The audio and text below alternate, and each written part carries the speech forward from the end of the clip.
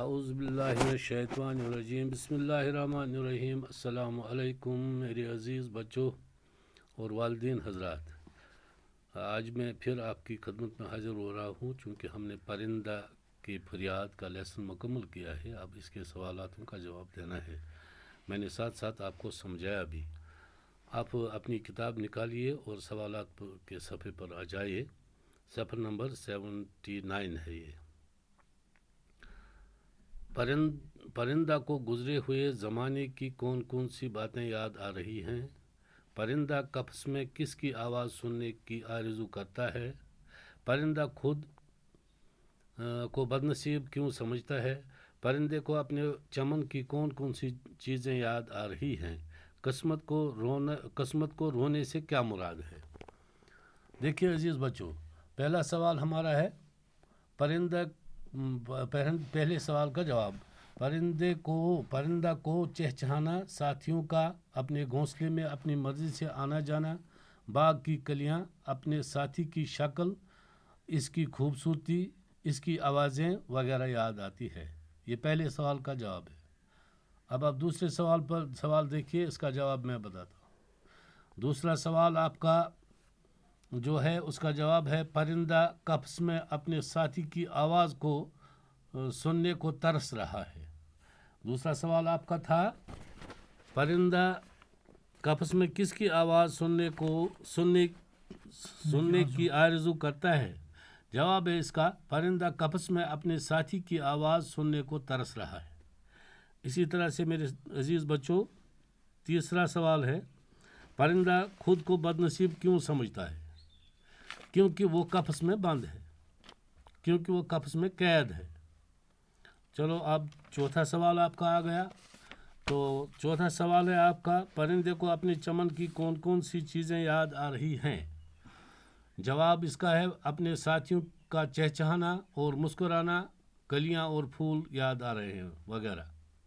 سوال نمبر 5 آپ کا ہے پرندے کو اپنے چمن کی سوال نمبر 5 قسمت کو رونے سے کیا مراد ہے؟ جواب اس کا ہے قسمت کو رونے سے مراد پچھتاوا، قید میں بند ہونا۔ چونکہ پرندہ قید میں بند ہے، یہ اب پچھتا رہا ہے کہ میں قید میں بند ہوں۔ یہ آپ کے 5 سوالوں کے جوابات ہیں۔ آپ خود دیکھیے، پڑھیے اور انہیں یاد کیجیے۔ اس کے علاوہ آپ کے الفاظ معنی آتے ہیں۔ الفاظ ایک ہے قفس کا معنی ہے پنجرہ، اس پر ہم نے جملہ بنانا ہے۔ پرندہ قفس میں بند ہے، یہ اس کا جملہ ہے۔ رہائی کا معنی ہے آزادی، قید سے رہائی کو ترس رہا ہے۔